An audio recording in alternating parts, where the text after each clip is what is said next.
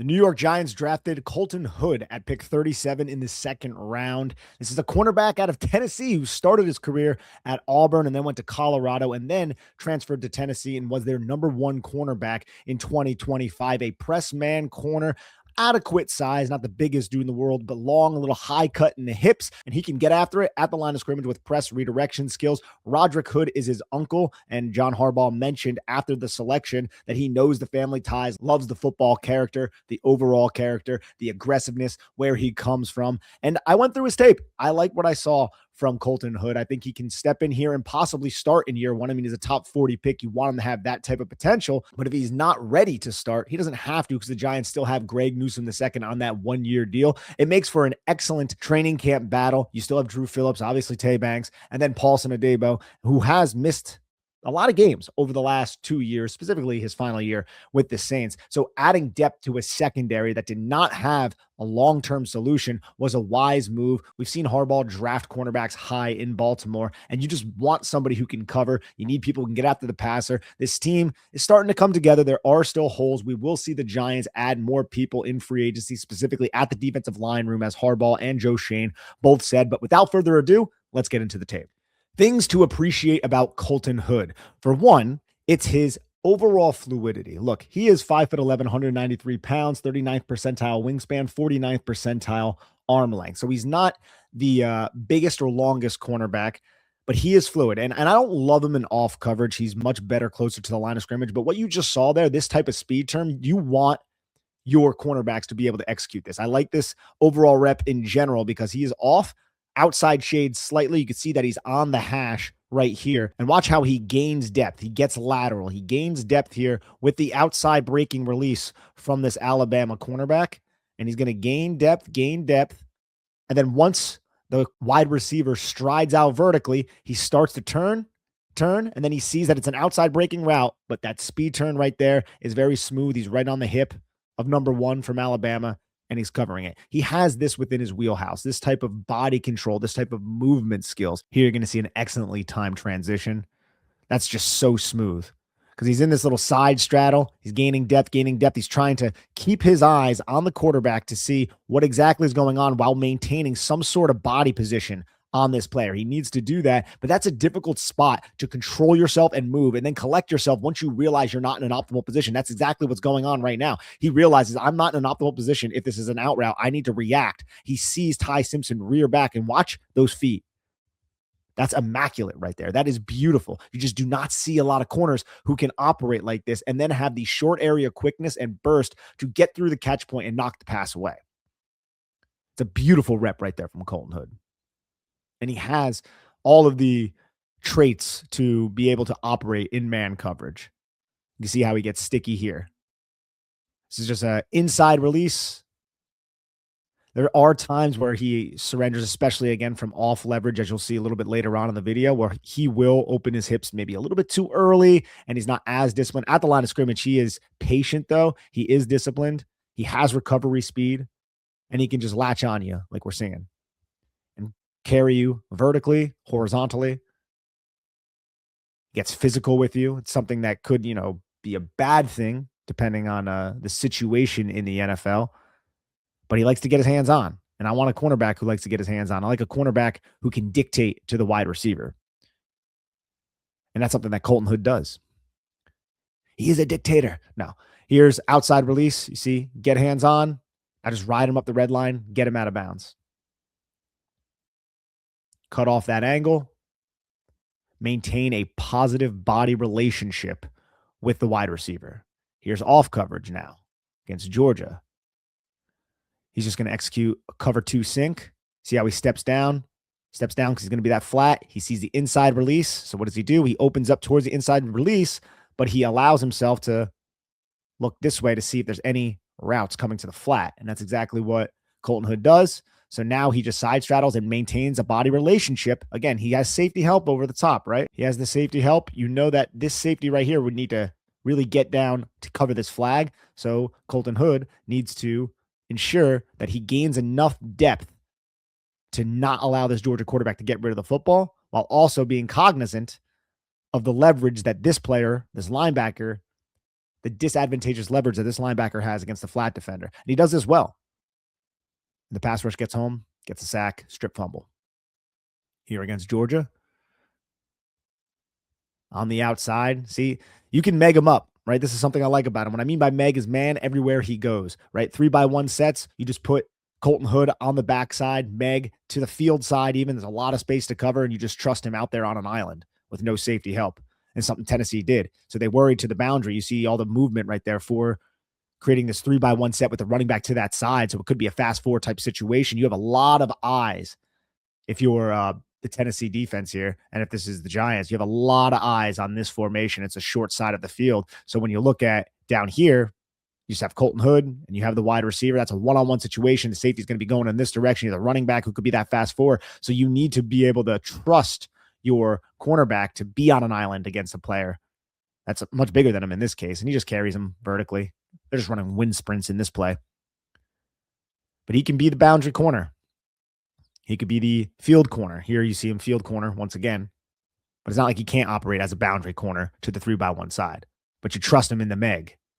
I mean, manning everywhere he goes. He has that ability. You can see on this play, this is a good, well-disciplined rep.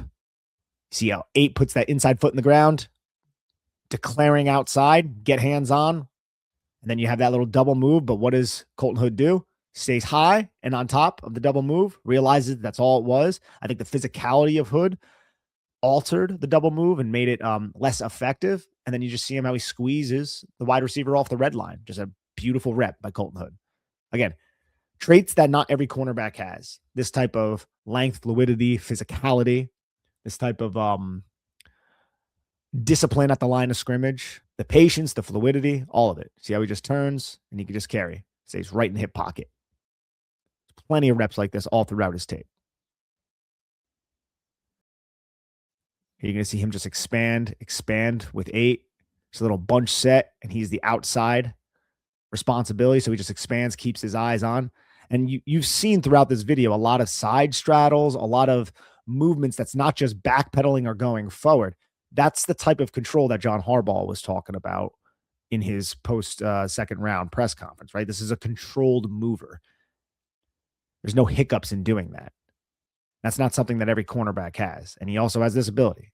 Just cover the man, release to the inside, ride the hip, and he's right on top of it. Here against Miss State, you see how Four is trying to step on a million ants, get Hood to declare, and Hood just doesn't. That's just such a disciplined rep right there. Like, look at the release. Look at this release. Watch how many times he is trying to get the hips off balance here when he's in a press alignment. Watch those feet. Pop, pop, pop. Like those feet right there, that's discipline. That is understanding. That is not overreacting to what you're seeing. And he just stays right on top. And the outside play route ends up going incomplete. Stick to him. It's a lot of plays just like this. Another play from Georgia. And now we're going to see him in run support. Gets up physical, right?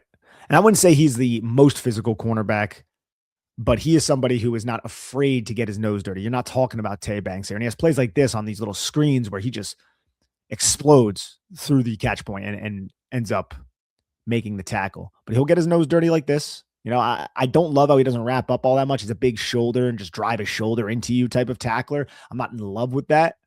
But he's not scared to get physical. See on the outside, he's a solid secondary force defender. He missed way too many tackles with Colorado in 2024. Missed 11. That was a 36.7% missed tackle rate, but he only missed 4 last year with 20 stops. It was like a 6% missed tackle rate. So he really cleaned that up in 2025. Again, I want him to be a little bit more, I would say, disciplined with the tackling. Like that, like right there. Like, look.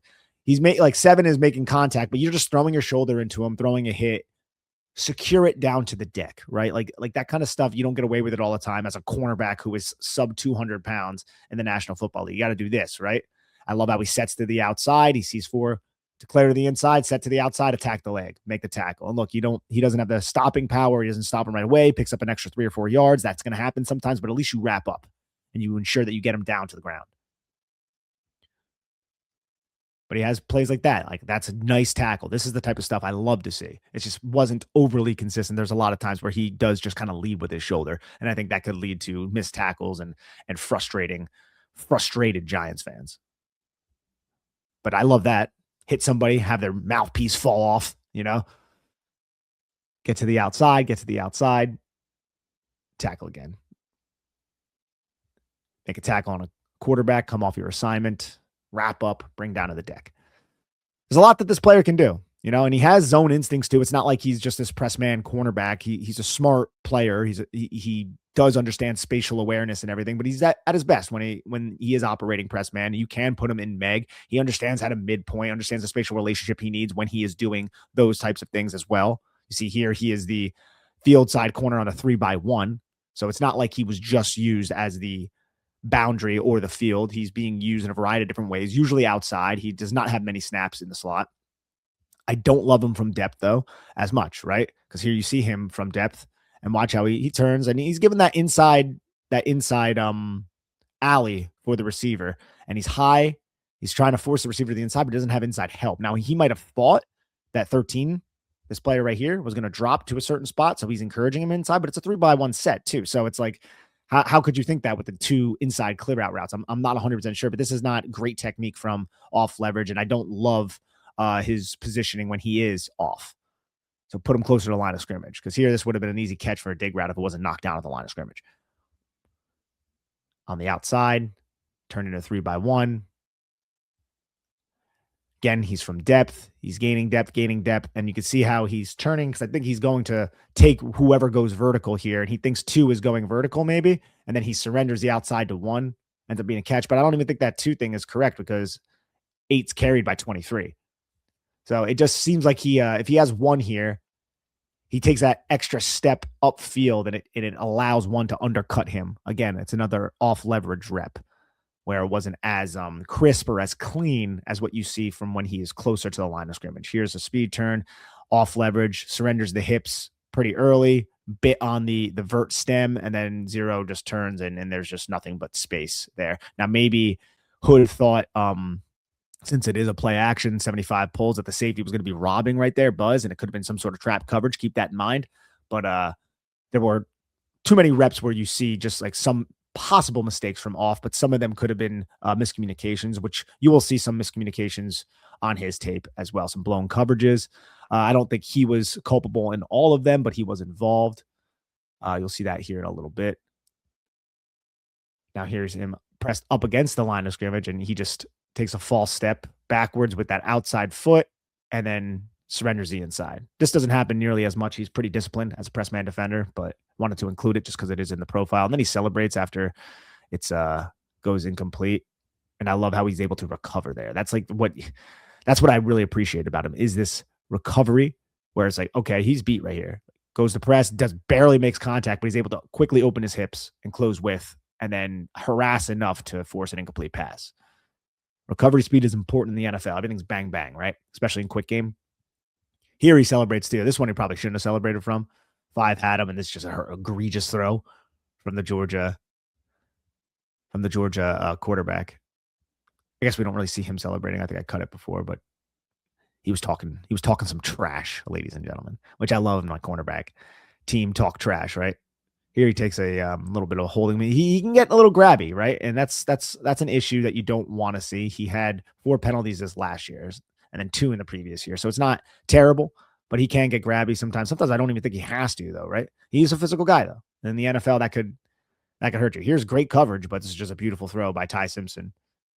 And you can see it's just right over there's really nothing he can do there, but you can see how he carried him very well. Williams is a good wide receiver. What are you going to do in those situations, right? A good throw will beat good coverage. Here he surrenders the inside, carries, but gets right back into position. Something you'd love to see. Now here's some of those miscommunications. Banjo technique was something like, I don't know how Tennessee's defense or what they run when it comes to this. And banjo means like a switched coverage when there's like motion or something like that, right? And here you're going to see the motion. You see 7, he's going to bump out. And now there is no switch, and it just Hood gets picked by the number 1 at the snap, who was not the number 1 pre-snap. And then the number 2, meaning the inside receiver, is just going to loop around, and Hood there's no switch at all, and he's just wide open. And I don't know if he believed that the safety was going to go down, but 7 wouldn't be able to work over all that trash. So it seems like maybe it's a miscommunication on Hood's part, and it's a easy first down for Mississippi State. And we saw that a few times. I saw that a few times. I watched 4 games. I saw that at least 3 times. Here's another one where it says the zone gets flooded. Look, and I think Hood has the vert, and he's carrying the vert. And the curl flat right here, I'm imagining must come off and sink underneath, but I'm not 100% sure if Hood's supposed to pass 11 over to 2, and then he was responsible there. Either way, it's a flooded zone that was targeted towards his area. Something to take note of and be cognizant of. Here's another one that ended up in a Georgia touchdown where you see, and you could see this player right here communicating to Hood. Banjo or switch the coverage. And 15 ends up taking 8. And Hood ends up just kind of being confused and staying on 8. And then his original responsibility ends up being, or his responsibility maybe post-snap ends up being a touchdown. Again, I'm not 100% certain on the rules of those specific plays that were blown coverages, but it came up enough for me to have to address it, to have to bring it up. I don't think that's something necessarily that's going to be a massive problem. I do trust Denard Wilson and the Giants to teach those rules out of him. Again, this is a player who is not in this system long. He was at Auburn, then he was at Colorado, and then he was at Tennessee. So he's jumped around a lot. You give him a foundation and an ability to really study a playbook and understand the rules of what the defensive coordinator wants you to do. I think he's going to be fine, because there are plenty of times throughout his tape where you see him use his brain. It's not just like a tape where you see him use his brain and see route combinations and then react accordingly to make a play for his defense. So I think the Giants got a starting cornerback, somebody who could be a cornerback 1 at some point. I think that's his ceiling at least. But as of right now, he could be your cornerback 2. He can win this job in training camp. The Giants spent a top 40 pick on him for a reason. The Giants need cornerback depth for the long term. They can use him this season if something happens to Greg Newsome, or if something happens to Paulson Adebo, or if he just beats them outright in a training camp battle. Specifically, Greg Newsome, not as much with Paulson Adebo, who's got paid big money last year and is still under contract. So I think the Giants made a good pick. They found a good football player here. They obviously value him very much. I want him to get a little bit better with his tackling fundamentals when it comes to just wrapping up, but he did improve on that from his jump from Colorado over to Tennessee. And Giants got a press man cornerback who shouldn't be a liability out there, who can play zone, who has good eyes, and who is disciplined. So good on the New York Giants. Let's see what they can do with this player, Colton Hood out of Tennessee, picked at 37 in the second round. Thank you, everyone. Nick Filato signing off. Take care of each other. Have a lovely day.